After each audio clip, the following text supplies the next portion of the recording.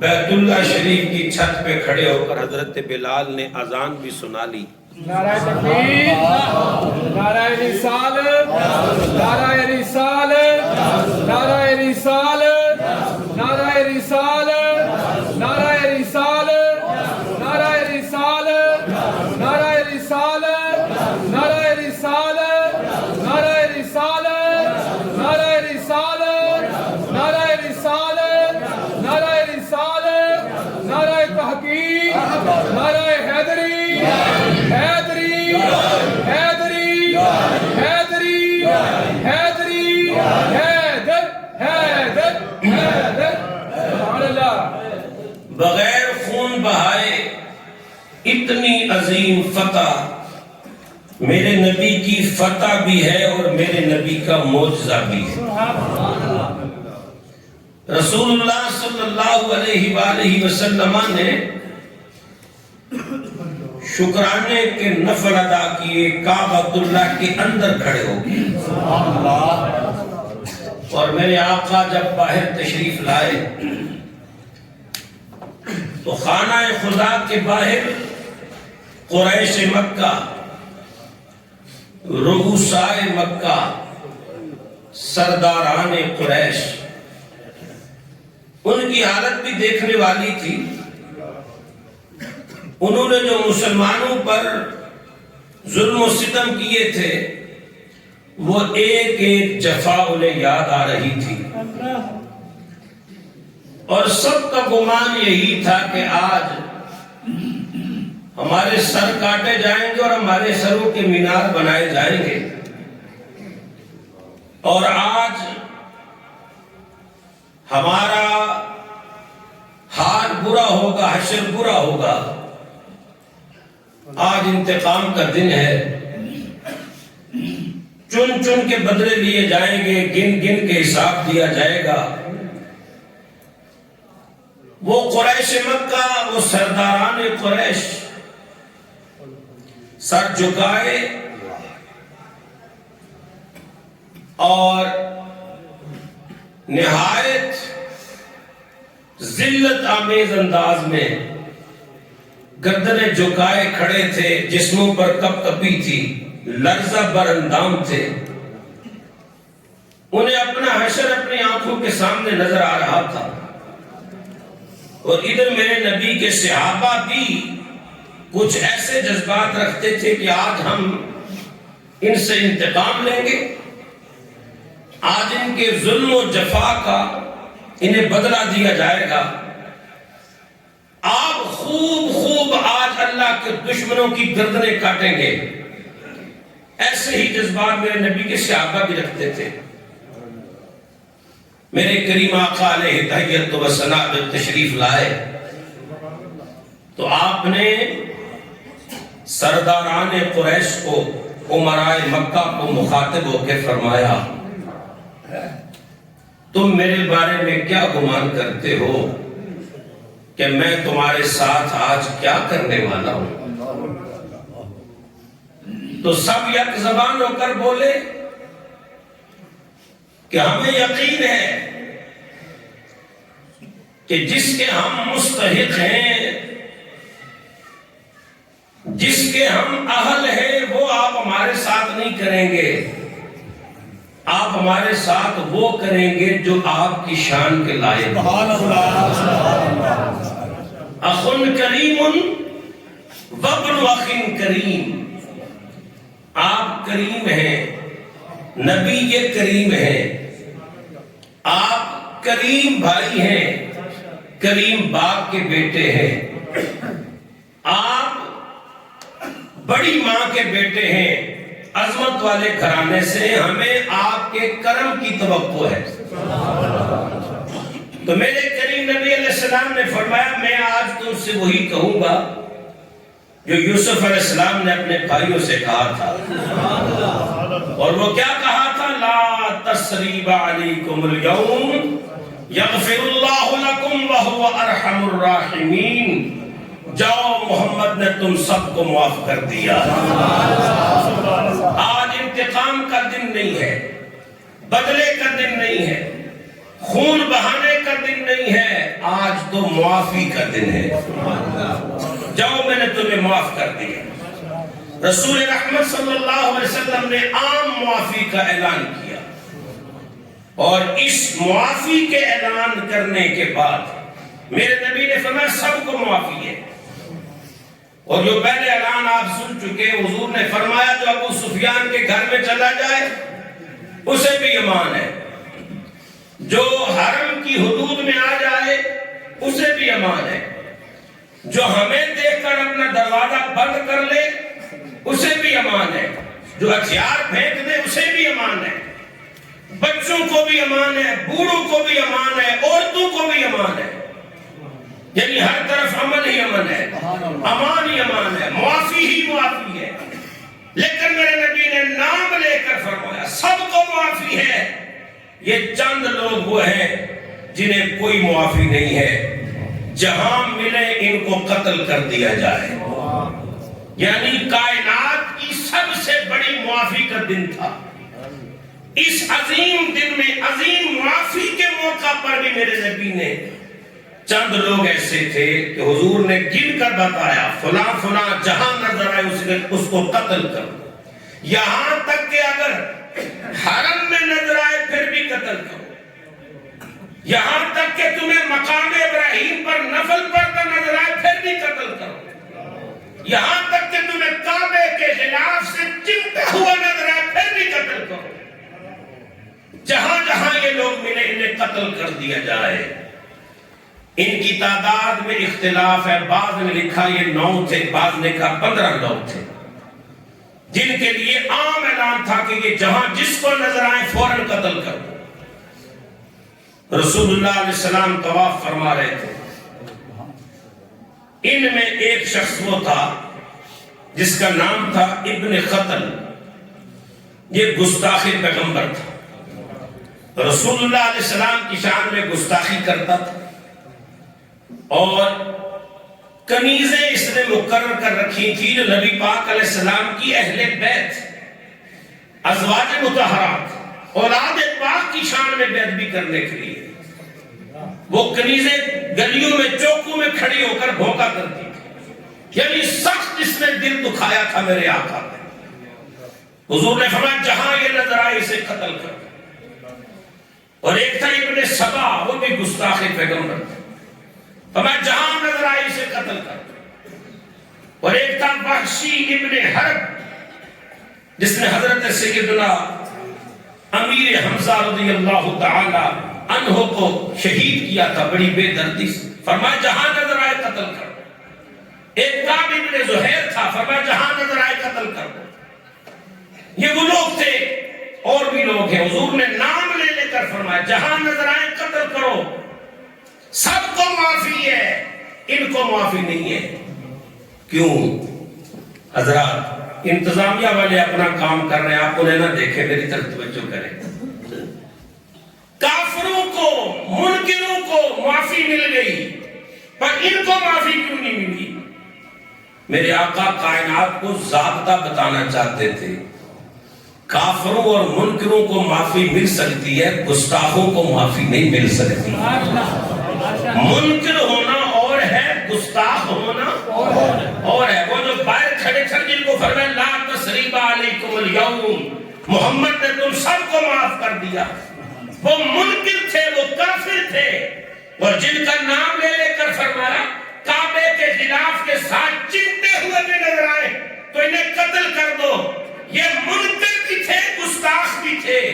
فرمایا میں محمد کائنات کو ضابطہ خود بتاتے جا رہا ہوں، منکروں کو معافی مل سکتی ہے پر گستاخ رسول کو معافی نہیں مل سکتی ہے۔ اس لیے فرمایا جہاں ملے انہیں پھر نار کرو، واصل جہنم کرو، قتل کرو۔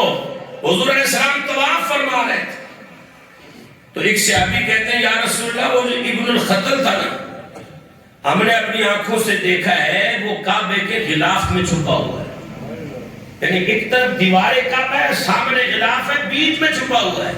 میرے نبی نے فرمایا اسے وہاں سے کھینچ کے نکالو اور گھسیٹ کے لاؤ، حرم کے شہر میں قتل کرو۔ تاریخ گواہ ہے، صاحبو تاریخ گواہ ہے، اور تاریخ کی بھی سچی سچی روایت ہے مقام ابراہیم اور چاہے زمزم کے درمیان میں اس ابن الخطل گستاخ پیغمبر کو حضرت زبیر رضی اللہ تعالیٰ عنہ نے قتل کر دیا. میں سب کو معافی ہے، گستاخ کو معافی نہیں. اچھا یہ وہ لوگ تھے جن کو حضور نے نام لے کر فرمایا یہ جہاں ملے قتل کر دو، لیکن صدقے دو شان رحمت للعالمین پر. یہ وہ لوگ جن کے متعلق میرے نبی نے فرمایا تھا جہاں نظر آئے انہیں قتل کر دو. ان میں سے بھی اکثر وہ لوگ ہیں جو ایمان لائے اور معافی مانگی تو میرے نبی نے ان کو بھی معاف فرما دیا. میرے آقا نے حرم کے شہر میں دربار لگایا اور میں اس دربار کو اپنی طرف سے نام دے رہا ہوں دربار عفو و درگزر. معافی کا دربار لگا جس میں معافی عام ہوگی، درگزر عام ہوگی، رحمت بٹے گی. میرے نبی نے شہر حرم میں دربار سجایا، دربار لگایا. مردوں کو میرے کریم نبی علیہ السلام نے پہلے موقع فراہم فرمایا. اچھا اب جن لوگوں کو میرے آقا نے نامینیٹ کیا تھا نا کہ ان کو قتل کرنا ہے، ان میں سے ایک تو مارا گیا اور باقیوں کو جان کے لالے پڑ گئے کہ جب وہ مارا گیا تو نام تو نبی نے ہمارا بھی لیا ہے، آرڈر تو ہمارے بھی جاری ہو چکے ہیں تو ہم بھی مارے جائیں گے. اور مارے جانا تھا اگر کسی کو نظر آتے تو یہ چھپ چھپاتے پھرتے تھے، بھاگتے پھرتے تھے، راہ فرار ڈھونڈتے پھرتے تھے. ان میں سے ایک شخص ہے جس کا نام ہے وحشی. نام کیا ہے؟ وحشی نام ہے، کالے رنگ کا ہے، حبشی ہے.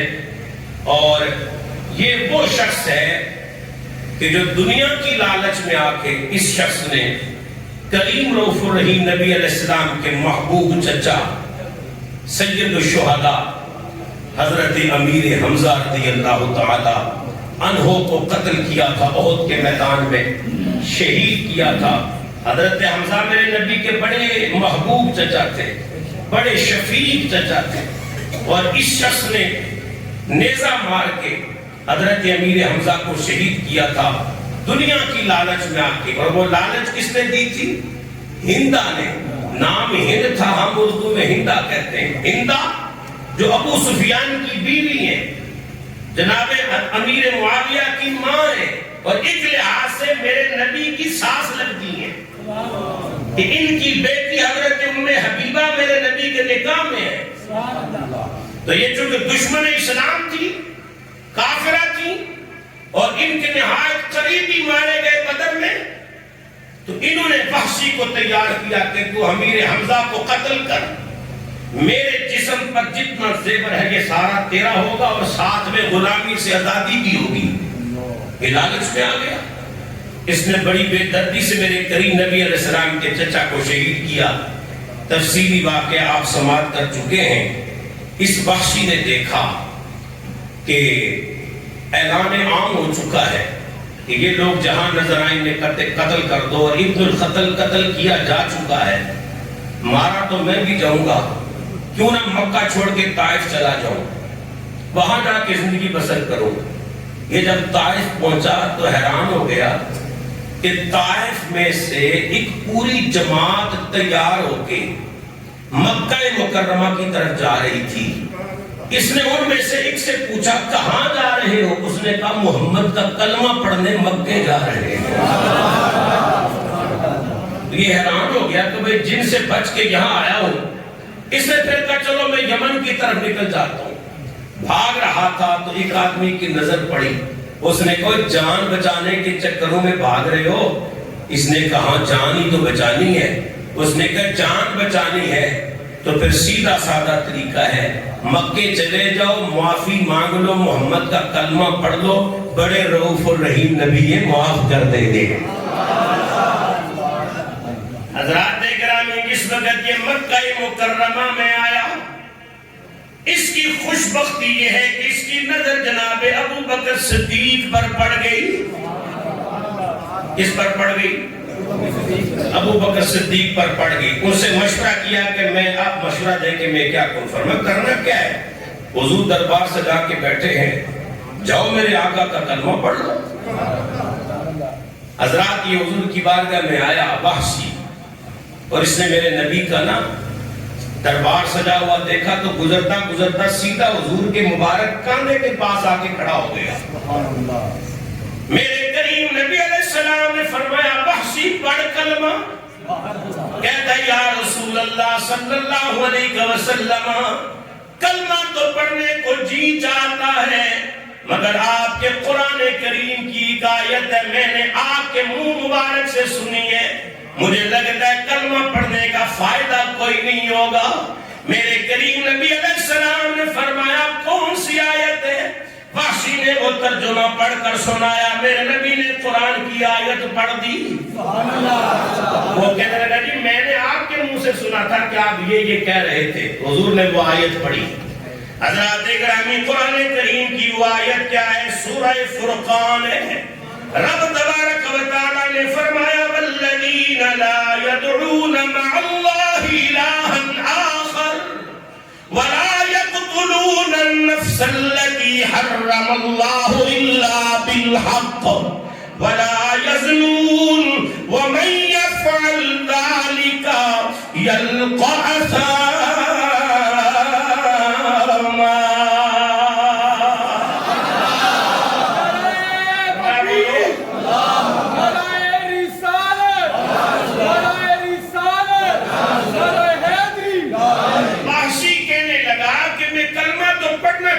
لیکن یہ آیت رکاوٹ ہے۔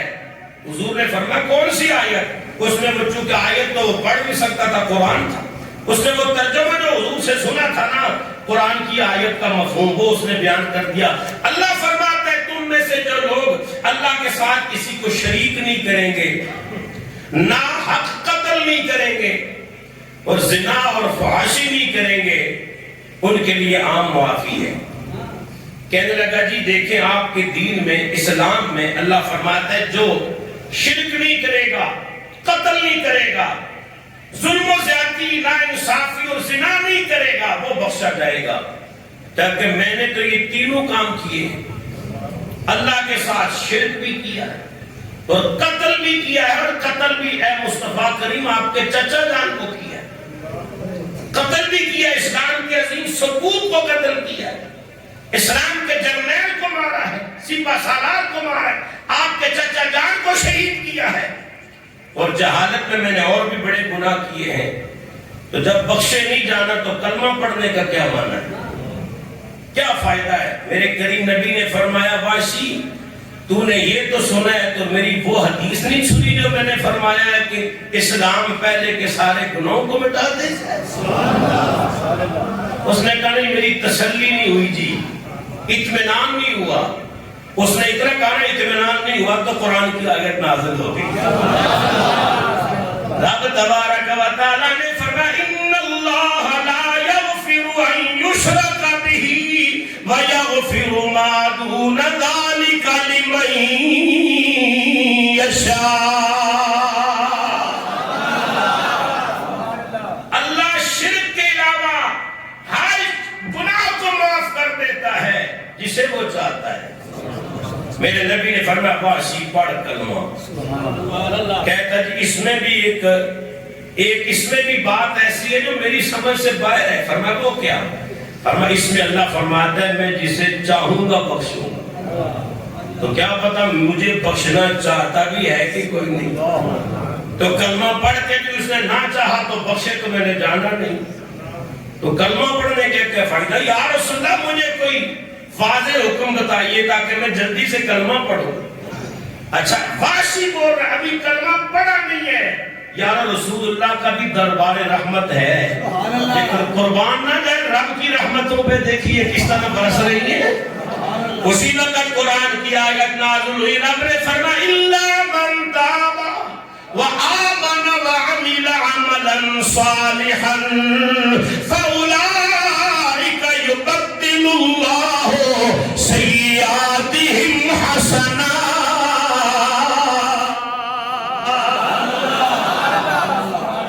فرمایا وہ جو ایمان لائیں اور ایمان لانے کے بعد اعمال صالحات کریں، اللہ صرف ان کو معاف نہیں کرے گا، ان کے گناہوں کو نیکیوں میں بھی تبدیل کر دے گا۔ جب یہ آیت آئی نا تو وحشی کہنے لگا کہ حضور میں ابھی بھی مطمئن نہیں ہوا، کوئی ایسا حکم ہو کہ جس میں میری معافی کا مجھے یقین ہو جائے۔ میرے آقا خاموش ہوئے۔ رسول رحمت بولے تو حضور کے بولنے میں راز ہوتا ہے، رسول رحمت چپ رہے تو حضور کے چپ رہنے میں بھی کوئی راز ہوتا ہے۔ میرے نبی خاموش ہو گئے، آسمانوں سے پھر وحی آئی، اللہ نے فرمایا قل یا عبادی الذین اسرفوا علی انفسہم لا تقنطوا من رحمت اللہ ان اللہ یغفر الذنوب جميعا انہ هو الغفور الرحیم۔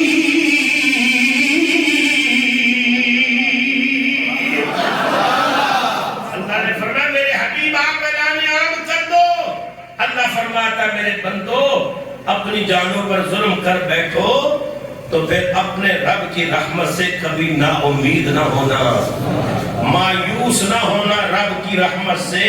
کیا ہوگا؟ تمہارا کام ہے توبہ کرنا، استغفار کرنا۔ ان اللہ یغفر الذنوب جمیعا، فرمایا میرا اللہ کو ایک دو نہیں، توبہ کی برکت سے تمہاری زندگی کے سارے گناہوں کو معاف فرما دے گا، سارے گناہ بخشے جائیں گے۔ معافی پکی ہے، اللہ کی رحمت سے نا امید نہ ہو، مایوسی اختیار نہ کرو، اللہ کی رحمت پہ امید رکھو، اس کے فضل پہ یقین رکھو، اللہ تمہارے سارے گناہوں کو معاف فرما دے گا۔ جناب وحشی آگے بڑھے، کہتے یا رسول اللہ کافی ہو گیا، میرا دل مطمئن ہو گیا، حضور مجھے امید لگ گئی ہے میرا اللہ میرے گناہوں کو معاف کر دے گا۔ میرے نبی نے فرمایا وحشی پھر پڑھ کلمہ اشہد ان لا الہ الا اللہ واشہد ان محمدا عبدہ ورسولہ۔ بڑا حضرت وحشی رضی اللہ تعالی عنہ بن گئے۔ ادھر کلمہ پڑھا، ادھر آسمان کی طرف نظر اٹھا کے دامن مراد پھیلا کے کہتے ہیں فضل تیرے دی آس کریمہ اور غرور نہ کوئی،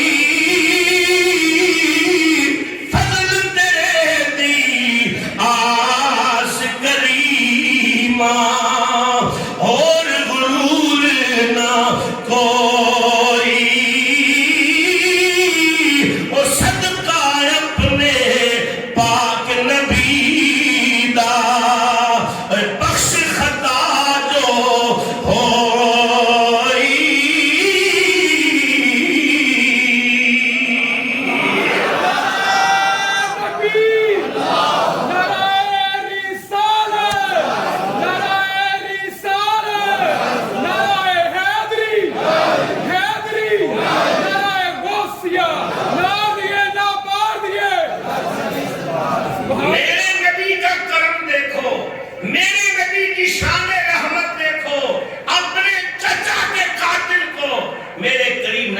ایک لمحے میں معاف فرما دیا۔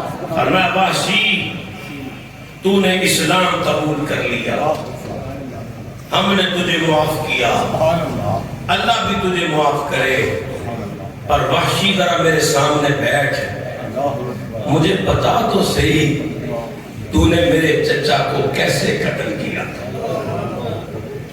وحشی نے وہ کہانی سنانا شروع کی، وہ درد بھری داستان شروع کی۔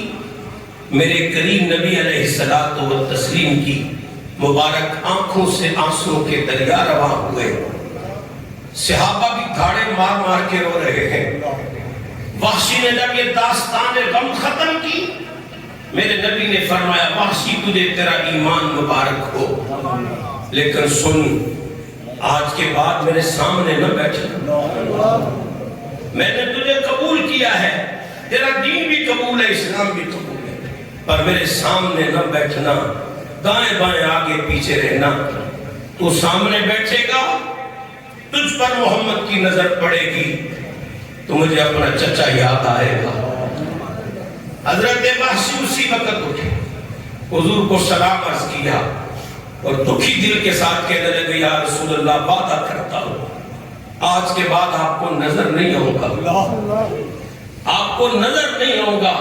حاضرین محترمین، ساری زندگی میرے پیغمبر رسول اللہ صلی اللہ علیہ وسلم جب تک حیات رہے یہ حضرت وحشی حضور کے بالکل ساتھ رہتے تھے، کبھی حضور سے جدا نہیں ہوئے، بالکل حضور کے قریب قریب رہتے تھے، ساتھ ساتھ رہتے تھے، لیکن حضور کے وصال تک ایک مرتبہ بھی میرے کریم نبی علیہ السلام کے سامنے نہیں آئے کہ میرے سامنے آنے سے میرے پیغمبر کے دل کو دکھ پہنچتا ہے، ساتھ تو رہوں گا پر رسول اللہ کے سامنے نہیں رہوں گا۔ لیکن وہ رخ دعا کی جھلک دیکھنے کو ترستے تو رہتے تھے، تو پھر چھپ چھپ کر کبھی دیواروں کی اور سے کبھی کسی ستون کے پیچھے سے چھپ چھپ کر دیکھتے تھے کہ میں تو حضور کو دیکھوں حضور مجھے نہ دیکھ لے گے۔ یہ وحشی رسول اللہ علیہ السلام کی اس بارگاہ سے معافی کی خیرات پائی، دولت ایمان سینے لگائے، اسلام کے مجاہد بنے اور اللہ نے بڑا کام لیا ان سے۔ رسول اللہ علیہ السلام کی ظاہری وصال کے بعد دور آیا نا سیدنا ابو بکر صدیق رضی اللہ تعالیٰ عنہ، مسیلمہ کذاب کے خلاف جنگ لڑی گئی جسے جنگ یمامہ کہتے ہیں۔ جنگ یمامہ میں مسیلمہ کذاب 70,000 کا لشکر لے کے مسلمانوں کے مد مقابل آیا تھا۔ یہ جھوٹا نبوت کا دعویٰ کرنے والا مدعی نبوت مسیلمہ کذاب 70,000 کا لشکر لے کے حضور کے غلاموں کے مقابلے میں آیا۔ کریم رؤوف الرحیم نبی علیہ السلام کے غلاموں، یہ حضرت وحشی رضی اللہ عنہ کہتے ہیں میں بھی جنگ یمامہ میں گیا اور میں گھر سے وہی نیزہ لے کر گیا جس نیزے پر ابھی بھی حضرت حمزہ کا خون لگا ہوا تھا۔ میں نے وہ نیزہ لیا، میں نے کہا اسلام کے بہترین کو بھی میں نے مارا تھا، شہید کیا تھا، وہ میری بدنصیبی تھی، وہ میرے برے دن تھے۔ اب اسلام کے سب سے بڑے دشمن مسیلمہ کذاب کو بھی اسی نیزے سے ماروں گا، ہو سکتا ہے میری غلطی کا ازالہ ہو جائے۔ اچھا، اس نے 2-4 ساتھیوں کو بتایا بھی تھا کہ مسیلمہ کو میں نے مارنا ہے، بس تم نے صرف مجھے بتانا ہے کہ مسیلمہ ہے کیڑا ہے۔ کہتے جب جہاد ہوا، گھمسان کا رن پڑا، ہزاروں بے ایمان مرے، واصل جہنم ہوئے، تو یہ مسیلمہ اپنے قلعہ میں چھپا بیٹھا تھا، قلعے کا دروازہ کھول کے سامنے آیا تو یہ گھات لگا کے بیٹھے ہوئے تھے۔ کسی نے وحشی کے کان میں کہا وہ سامنے مسیلمہ کھڑا ہے، بس وہ نیزہ نکالا، نشانہ باندھا، مسیلمہ کے سینے میں کھوپ دیا اور سجدہ شکر ادا کر کے کہتے یا اللہ تیرا شکر ہے، آج میں نے اسلام کے سب سے بڑے دشمن کو فنار کر دیا ہے۔ حضرات گرامی، بتانا یہ چاہتا ہوں کہ میرے کریم نبی علیہ السلام جب معاف کرنے پہ آتے ہیں تو معافی عام ہو گئی۔ فرمایا جو آئے گا ہاں کلمہ پڑھے، رسول اللہ کی غلامی اختیار کرے، معافی ہی معافی ہے، معافی معافی ہے۔ میرے نبی نے دربار لگایا ہے اور جب اپنا دربار سجایا میرے پیارے آقا نے، جب اپنا دربار سجایا میرے پیارے آقا نے، پھر کیا ہوا؟ تو منگتوں کو سلطان بنایا، منگتوں کو سلطان بنایا، میرے پیارے آقا نے کب منگتوں کو سلطان بنایا؟ جب اپنا دربار سجایا میرے پیارے، اور جس پر اپنا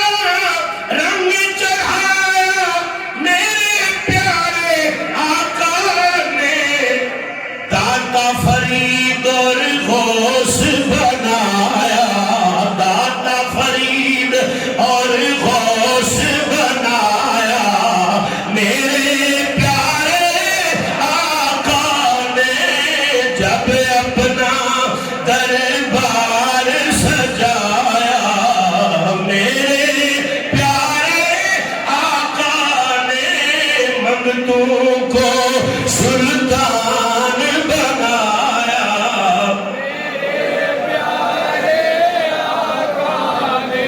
اچھا جو آپ نے روایت سنی نا اس میں دربار رسالت سے کس طرح معافی کی خیرات مل رہی ہے اس کا نظارہ بھی آپ نے دیکھ لیا اور اللہ کو اپنے بندے کی معافی کتنی پیاری لگتی ہے یہ نظارہ بھی آپ نے دیکھ لیا کہ جب تک وحشی مطمئن نہیں ہوا قرآن کی آیتیں بھی آسمان سے نازل اچھا ایسے دربار سجا ہے جب آئی نا باری خواتین کی تو میرے کریم رؤوف الرحیم نبی علیہ الصلوۃ والتسلیم کی ازواج بھی موجود ہیں اور مخدومہ کائنات سیدہ طیبہ طاہرہ سیدہ فاطمہ پاک رضی اللہ تعالی عنہن آپ بھی موجود ہیں خواتین بیٹھی ہیں قریش کی اور قریش کی خواتین جھنڈ کے جھنڈ آ رہے ہیں جماعتوں کی جماعتیں آ رہی ہیں اور رسول اللہ صلی اللہ علیہ وسلم کے ہاتھ پر بیعت ہو رہی ہے اور کلمہ پڑھا جا رہا ہے کریم رؤوف الرحیم نبی علیہ السلام نے ملاحظہ فرمایا خواتین آ رہی ہیں اور کلمہ پڑھتی جا رہی ہیں ان خواتین میں ایک خاتون تھی جس کے چہرے پر نقاب تھا نقاب میں تھی پردہ پوش تھی بیویوں کے بیچ میں آ کر میرے نبی کے سامنے کھڑی ہو گئی اور اس نے کہا محمد کس بات کی بیعت لے رہے ہیں فرمایا اس بات کی بیعت لے رہا ہوں کہ تم اللہ کے ساتھ کسی کو شریک نہیں ٹھہراؤ گی تم اللہ کے ساتھ کسی کو شریک نہیں ٹھہراؤ گی اپنی اولادوں کو قتل نہیں کرو گی جھوٹ نہیں بولو گی چوری نہیں کرو گی زنا نہیں کرو گی اے اور تو اس بات پر بیعت کرو اور بیعت کے دو طریقے روایات میں لکھے ہیں ایک تو یہ کہ ایک کپڑا تھا اس کا ایک کنارہ حضور کے ہاتھ میں تھا اور دوسرا کنارہ ان خواتین کے ہاتھ میں تھا اس طرح سے بیعت ہو رہی تھی اور ایک روایت یہ بھی ہے کہ کھلے برتن میں پانی تھا پہلے میرے نبی اس پانی میں ہاتھ رکھتے اور حضور ہاتھ مبارک نکالتے پھر وہ خواتین اس پانی میں ہاتھ رکھتی یہ عورتوں کی بیعت ہو رہی تھی یہ نہیں کہ ہاتھوں میں ہاتھ دے کے بیعت ہو رہا تھا ایسا نہیں تھا معاملہ اچھا رسول اللہ علیہ السلام نے فرمایا اس خاتون کو فرمایا اس بات پر بیعت لو میرے ہاتھ میں بیعت اس بات پر مجھ محمد کے ساتھ عہد کرو اقرار کرو اس بات پر کہ تم اللہ کے ساتھ کسی کو شریک نہیں ٹھہراؤ گی چوری نہیں کرو گی اچھا وہ ہر بات پر نہ آگے سے کوئی نہ کوئی سوال کرتی میرے کریم نبی علیہ الصلوۃ والتسلیم نے فرمایا اے سوال کرنے والی تو چھپ کیوں رہی ہے تو نہیں جانتی کہ میں محمد ہوں میں نبی ہوں اور نبی وہ ہوتا ہے جو آسمان و زمین کی خبریں رکھتا ہے تو چھپ چھپا کے میری بارگاہ میں آئی ہے مجھے معلوم ہے شرمسار تو ہے پر مجھ سے چھپ چھپانے کا کیا مطلب ہے میری چچی اے ہندا پردہ اٹھا میں تجھے پہچان لیا ہوں یہ حضرت ابو سفیان چونکہ پہلے کلمہ پڑھ چکے تھے حضرت ابو سفیان کی بیوی ہے حضرت امیر معاویہ کی ماں ہے حضرت ام حبیبہ کی ماں ہے میرے نبی کی چچی بھی لگتی ہے میرے نبی کی ساس بھی لگتی ہے سوال پر سوال کر رہی تھی بڑی زینت تھی بڑی معاملہ فہم عورت تھی میرے کریم نبی علیہ السلام نے فرمایا چچی پردہ اٹھا فرمایا کہتے محمد پردہ میں اٹھاتی ہوں کلمہ تو پڑھا دے پردہ میں اٹھاتی ہوں کلمہ تو پڑھا دے خدا کی عزت کی قسم میرے کریم نبی علیہ السلام نے ایک لمحہ بھی نہیں لگایا اپنی چچی کو کلمہ پڑھا کے فرمایا جا میں نے بھی معاف کیا میرا رب بھی تجھے معاف فرمائے گا نعرہ تکبیر نعرہ رسالت حضرت یہ ہند آئی تھی تو ہندا تھی اب کیا بن گئی حضرت ہند رضی اللہ تعالی عنہا بن گئی حضرت ہندا رضی اللہ تعالی عنہا یہ کون ہے انہوں نے ہی تو حضرت سید الشہداء امیر حمزہ کو شہید کروایا تھا وہ جس کا میں نے پیچھے ذکر کیا حضرت بخشی رضی اللہ تعالی عنہ ان کو جناب امیر حمزہ کے قتل کرنے پر آمادہ کس نے کیا؟ اس خاتون نے کیا تھا جو اب حضرت بن گئی ہیں، رضی اللہ تعالی عنہا بن گئی ہیں۔ میرے کریم نبی علیہ السلام نے معاف فرما دیا، چچا کے قاتلوں کو معاف فرما دیا، خون کے دشمنوں کو معاف فرما۔ حضرت ہندا نے کلمہ پڑھا نا، ادھر ہی کھڑے ہو کے ایک جملہ کہا، بڑا خوبصورت جملہ ہے، اور یہ جملہ امام بخاری نے نقل کیا ہے، بڑا پیارا جملہ حضرت ہندا کا۔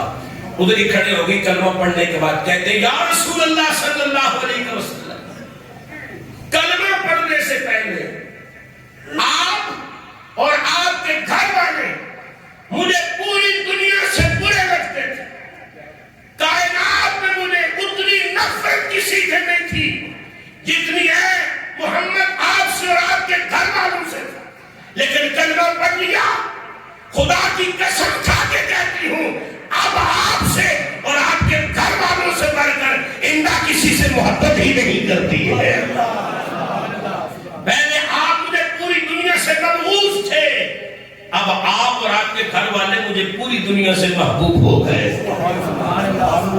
جب یہ جملہ ہندا نے بولا تو میرے نبی نے بھی پھر ایک جملہ بولا، اس ذات کی قسم جس کے قبضے میں محمد کی جان ہے، اے ہندا میرے جذبات بھی تیرے لیے اور تیرے گھر والوں کے لیے ایسے ہی ہیں۔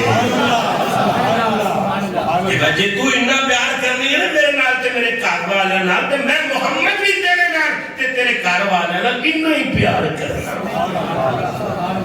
حضرات گرامی معافی عام ہے، میرے کریم نبی علیہ السلام نے خون کے پیاسوں کو معاف کر دیا، چچا کے قاتلوں کو معاف کر دیا، ہندا کو معاف کر کے حضرت ہندا بنا دیا، وحشی کو معاف کر کے حضرت وحشی بنا دیا۔ ایسے مکے کی گلیوں میں منہ چھپائے ہوئے ایک شخص پھر رہا ہے، بھاگنے کی کوشش کر رہا ہے، کسی نے دیکھ لیا، اس نے کہا ذرا پردہ ہٹا، کون ہے؟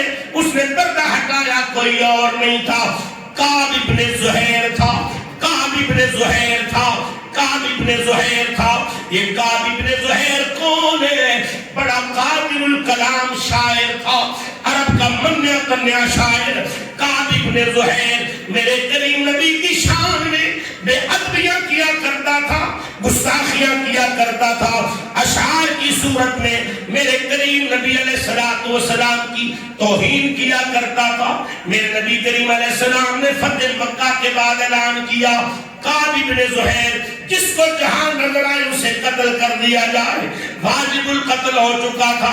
میرے کریم نبی علیہ السلام کی بارگاہ سے اس کے قتل کے آرڈر جاری تھے، ایسے منہ چھپائے ہوئے مکہ چھوڑنے کی تیاری کر رہا تھا، بھاگنے کی تیاری کر رہا تھا، کسی کی نظر پڑی، اس نے کہا بھاگ کر جان نہیں بچاؤ گے، جدھر جاؤ گے ادھر محمد کے دین کا چرچا ہی نظر آئے گا۔ بھاگ کر کہاں تک جاؤ گے؟ اب محمد عربی صرف مکے اور مدینے تک نہیں محدود رہ گیا، اب محمد عربی کا دین پورے عالم میں پھیل چکا، کہاں جاؤ گے؟ اس نے کہا نہیں، صورت بھی تو کوئی نہیں نا، اب یہاں رہنے کا حال بھی تو کوئی نہیں، ابن ختم مارا جا چکا ہے، وحشی کلمہ پڑھ چکا ہے، اگر میں پکڑا گیا تو مارا تو میں بھی جاؤں گا کیونکہ میرے قتل کے آرڈر جاری ہو گئے ہیں۔ اس نے کہا نہیں، جس نبی کی بارگاہ سے تیری قتل کے آرڈر جاری ہوئے ہیں نا، تجھے معلوم بھی ہے کچھ کہ نہیں، وہ نبی صحب حرم میں معافی کا، رحمت کا دسترخوان سجا کے بیٹھے ہیں، محفل لگا کے بیٹھے ہیں، جاؤ ان کی بارگاہ میں معافی مانگ لو، بڑے رحیم و کریم ہیں، تجھے معاف کر دیں گے۔ کعب ابن زہیر کی بات سمجھ میں آئی، اس نے کہا نہیں، میں یوں جاؤں گا، رسول اللہ کی نظر پڑے گی بعد میں، انہوں نے غلامت پہلے میں نے کھڑکا دینا، کیونکہ واجب القتل تو میں پہلے ہی ہو چکا ہوں، میں کسی کی نظر پڑ گئی تو اسے چھوڑنا تھوڑی ہے۔ ملنے والے نے مشورہ دیا ایسے کر کہ نبی کے کسی قریبی ساتھی کو ڈھونڈ، اس کی سفارش لے جا۔ اس نے کہا چل تو ہی بتا پھر کس کو لے جاؤں؟ اس نے کہا ڈھونڈ دائیں بائیں کہیں تجھے ابو بکر مل جائے۔ کون مل جائے؟ ابو بکر مل جائے۔ میں کیا بندہ چنگا سی، ابو بکر دا مشورہ دیتا سی، جے عمر دا نام لے لینا تو پھر بندہ چنگا چنگا سی اس نے ابو بکر کا مشورہ دیا، ابو بکر مل جائیں تو تیری بگڑی بن جائے گی۔ اس نے کہا وہ کیوں؟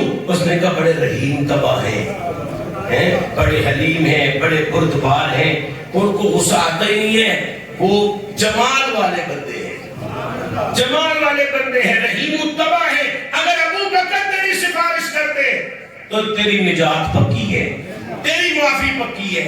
کعب بن زہیر ابو بکر پاک کی تلاش میں نکلے، قسمت اچھی تھی، سیدنا صدیق اکبر انہیں مل گئے۔ تو کعب کہنے لگے ابو بکر مجھے رسول اللہ کی بارگاہ میں لے چلو، میری سفارش کر دو، میں صدق کے دل سے محمد عربی کا کلمہ پڑھنا چاہتا ہوں۔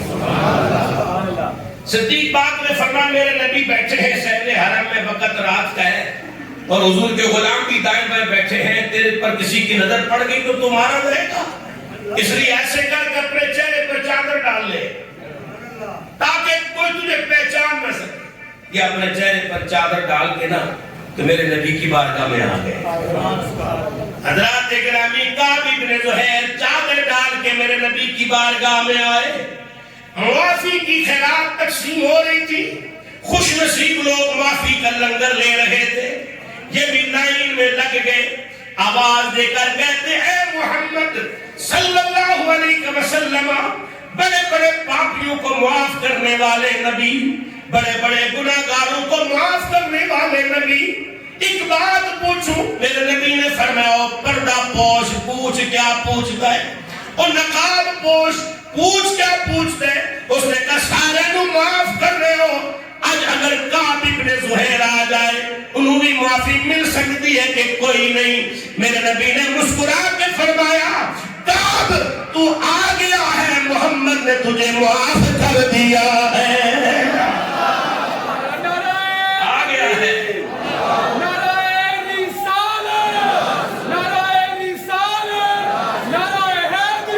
میرے قدموں میں آنا تیرا کام تھا، تیری بگڑی بنانا میرا کام ہے، او میرے قدموں میں آنا تیرا کام تھا، تیری بگڑی بنانا میرا کام ہے۔ کعب ہم نے تجھے معاف کر دیا ہے، جن کے قدموں پہ قربان ہو گیا، پڑھ لیا کلمہ اور مسلمان ہو گیا۔ میرے کریم نبی علیہ السلام نے معافی دی، کلمہ پڑھایا، سرکار کے قدموں میں نشاور ہو گئے۔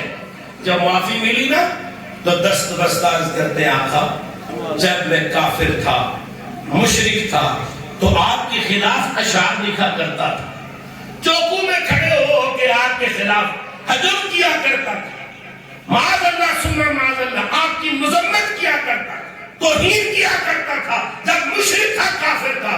حضور کو اگر کلمہ پڑھ لے، اگر اجازت دے تو میں آپ کا قصیدہ نہ پڑھوں؟ اب وہ قصیدہ میں آپ کو بتانے لگا ہوں جس کو صحابہ میں قصیدہ بردہ کہتے ہیں۔ ایک قصیدہ بردہ تو وہ ہے نا جو آج مشہور ہے، یہ 7ویں صدی ہجری کے امام شرف الدین بوصیری رحمت اللہ علیہ کا قصیدہ مولا یصلی وسلم دائما ابدا، یہ بھی قصیدہ بردہ ہے۔ لیکن جو میں قصیدہ آپ کو پیش کرنے لگا ہوں یہ وہ قصیدہ ہے جو صحابہ میں قصیدہ بردہ ہے۔ قصیدہ بردہ کئی اشعار ہیں اس کے، بڑے پیارے بڑے محبوب اشعار ہیں۔ میرے نبی کریم کی بارگاہ میں عرض کرتے حضور آپ اجازت دیں آپ کا قصیدہ نہ پڑھوں؟ حضور کافروں کو سنایا کرتا تھا، آپ کے خلاف ان بیمانوں کو سنایا کرتا تھا، چوکوں میں کھڑے ہو کے آپ کی مذمت کیا کرتا تھا۔ حضور آج غلاموں کا جھرمٹ ہے، فتح کا جشن ہے، حضور اجازت دیں میں آپ کے غلاموں کے اندر کھڑے ہو کے آپ کی شان میں نعت نہ پڑھوں؟ میرے نبی نے فرمایا کعب رک جا، ذرا منبر بچھوانے دے۔ میرے نبی نے حکم دیا کعب کے لیے منبر بچھاؤ۔ نعرہ تکبیر، نعرہ رسالت، نعرہ رسالت، نعرہ رسالت، نعرہ رسالت، نعرہ رسالت، نعرہ رسالت، نعرہ رسالت،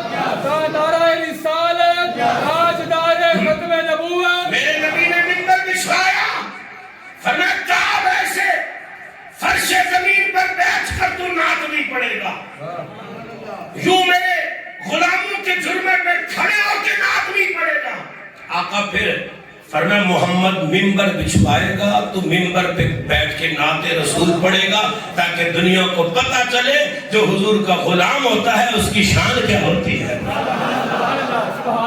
میرے نبی نے ممبر بچھوایا، حضرت کعب ممبر رسول پر کھڑے ہوئے اور رسول اللہ علیہ السلام کا قصیدہ پڑھا۔ اچھا آپ پڑھتے جا رہے تھے، میرے نبی سنتے جا رہے تھے، جھومتے جا رہے تھے۔ حضرت کعب ابن زہیر نے ایک شعر ایسا پڑھا کہ میرے نبی کو وجد آ گئے، یعنی میرے نبی اس شعر پر جھوم اٹھے۔ وہ شعر کیا تھا؟ ان الرسول لنور یستضاء بہ، اے اللہ کے رسول آپ نور ہی نور ہیں۔ کیا فرمایا؟ آپ نور ہی نور ہیں، اور آپ ایسا نور ہے کہ ساری کائنات جو چمک رہی ہے نا حضور، یہ آپ کے نور کا ہی فیض ہے۔ سورج آپ کے چمکانے سے چمکتا ہے، چاند آپ کے نور کی خیرات لے کے چاندنی بکھیرتا ہے، ستارے آپ کے نور کی خیرات سے جگمگاتے ہیں، دن کا اجالا آپ کے نور کی خیرات ہے، دوپہر کا سورج آپ کے نور کی خیرات ہے۔ یہ کائنات میں جہاں جہاں چمک دمک نظر آتی ہے، نور نظر آتا ہے، ہر شے نور لینے والی ہے۔ اے محمد آپ نور بانٹنے والے۔ ان الرسول لنور یستضاء بہ، میرے نبی کو وجد آیا، حضور خوش ہوئے اور اپنے جسم مبارک سے چادر اتاری، اور میرے نبی نے خوشی میں آ کے حضرت کعب ابن زہیر کو چادر انعام میں عطا فرما دی۔ اس لیے کعب ابن زہیر کے اس قصیدے کا نام بھی قصیدہ بردہ ہے، یعنی وہ نعت، وہ قصیدہ جس کے انعام میں میرے نبی نے چادر عطا فرمائی۔ وہ چادر کو فارسی میں بردہ کہتے ہیں۔ وہ لوگ کیا کہتے ہیں؟ میرے کریم نبی علیہ السلام نے چادر عطا فرمایا۔ اچھا ادھر جو شعر پڑھے نا، اشعار پڑھے، حضور مسکرا رہے تھے، وجد میں تھے۔ میرے آقا کی رحمت تو دیکھو یار، چند لمحے پہلے جو شخص واجب القتل تھا، اب وہ ممبر رسول پہ بیٹھ کے حضور کی نعت پڑھ رہا ہے، اور میرے نبی جھوم بھی رہے ہیں، اور میرے نبی انعام بھی عطا فرما رہے ہیں۔ اس سے یہ بھی ثابت ہوا نعت خانہ کو انعام دینا بھی چنگی کر دے۔ ہاں کوئی بات سمجھ میں آ جائے تو کسی نعت خان کا اگر کوئی انعام دیتا ہے نا تو چوکن بیٹھ کے فتوے نہ لایا کرو، ابھی رسول اللہ کی سنت ہے، پر نعت بھی کوئی نعت ہونی چاہیے۔ اسی قصیدے میں دیکھیے، اسی قصیدے میں حضرت کعب بن زہیر نے اسی شعر کی دوسری سطر میں کہا کہ آپ ہندوستان کی چمکتی ہوئی تلواروں میں سے ایک تلوار ہے۔ ہندوستان کی تلواریں اس دور میں بھی بڑی مشہور تھی کہ عرب کے لوگ ہندوستان سے تلواریں منگایا کرتے، تو کہنے لگے آپ ہندوستان کی تلواروں میں سے ایک چمکتی ہوئی تلوار ہے۔ میرے نبی نے فرمایا کعب مجھے ہندوستان کی تلوار نہ کہو، میری تشبیہ ہندوستان کی تلوار سے نہ دو، بلکہ مجھے یوں کہو کہ میں کون ہوں؟ سیوف من سیوف اللہ، مجھے ہندوستان کی تلوار نہ کہو، اللہ کی تلوار کہو۔ میں ہندوستان کی تلوار نہیں ہوں، میں رب کی تلوار ہوں۔ کہ نعت خان کی اصلاح کرنا بھی سنت رسول ہے، اسی حدیث سے ثابت ہوا، اور نعت خانوں کو انعام دینا بھی سنت رسول ہے۔ میرے نبی نے چادر عطا فرمائی۔ حضرت کعب ابن زہیر تیری عظمت کو سلام ہو، اس چادر پاک کو اٹھایا، سینے لگایا، چوما آنکھوں پہ رکھا، ساری زندگی اس چادر سے محبت کرتے۔ بڑے بڑے صحابہ نے بڑی بڑی آفریں کی، اتنے لے لو یہ چادر ہمیں دے دو، کہتے نہیں دیتا، یہاں تک کہ دور امیر معاویہ کا ہے، تو جناب حضرت امیر معاویہ رضی اللہ تعالی عنہ نے فرمایا میں تمہیں 20,000 درہم دیتا ہوں، کعب یہ چادر مجھے دے دو۔ فرمایا آپ بادشاہ ہیں نا اے امیر معاویہ، آپ بادشاہ ہیں، 20,000 کی بات کرتے ہو، تم اپنی ساری بادشاہت بھی دے دو، میں رسول اللہ کا تبرک تمہیں پھر بھی نہیں دیتا ہوں۔ ساری پھر کیا ہوتا؟ ساری زندگی آپ کے پاس۔ جب جناب امیر معاویہ کا وصال ہوا تو پھر کیا ہوا کہ آپ کے خاندان والوں نے حضرت کعب ابن زہیر کا وصال ہوا تو 40,000 درہم دے کر ان کے خاندان سے وہ چادر مبارک جناب امیر معاویہ کے خاندان میں پہنچی 40,000 درہموں کے بدلے. تو پھر وہ خاندان کے بادشاہوں کا دستور یہ تھا کہ جب بھی وہ اپنی بارگاہ لگاتے، تخت پہ آتے، تو اپنی کاروائی کا آغاز کرنے سے پہلے رسول اللہ کی اس چادر کو اوڑھتے، آنکھوں پر لگاتے، سینے لگاتے، پھر اپنی بارگاہ کی کاروائی کا آغاز کرتے. حضرات گرامی، کعب ابن زہیر کو بھی معافی کا معافی نامہ مل گیا، عام معافی مل گئی، بلکہ شاعر دربار رسالت ہو گئے. سبحان اللہ. میرے کریم نبی علیہ السلام نے خوب نوازا. حضرت وحشی بھی حضرت وحشی رضی اللہ عنہ بن گئے. ہندا کو بھی معافی مل گئی، حضرت ہندا رضی اللہ تعالی عنہا بن گئی. اس طرح جو آتا گیا میرے نبی معافی عطا فرماتے گئے، یہاں تک کہ ابو جہل کا بیٹا، ابو جہل کا بیٹا جو اسی فتح مکہ کی لڑائی میں رسول اللہ کے غلاموں کا راستہ روک کر کھڑا ہوا، حضرت خالد بن ولید کے ساتھ اس کی جھڑپ ہوئی اور کتنے کافر مارے گئے، وہ بھی بھاگ گیا تھا. پھر وہ کیسے دربار رسالت میں آیا اور کیسے حضور نے اس کو معاف فرمایا اور کیسے پھر وہ اسلام کے دامن میں آیا اور کس طرح آ کر مسلمانوں کے ساتھ مسلمانوں کے شانہ بشانہ ہو کے اس نے جہاد میں حصہ لیا اور کس طرح شہادت سے سرفراز ہوا. یہ ساری باتیں اگلے جمعے عرض کریں گے. بجلی کا بل آیا ہوا ہے تقریباً 40 سے 50 ہزار کے درمیان.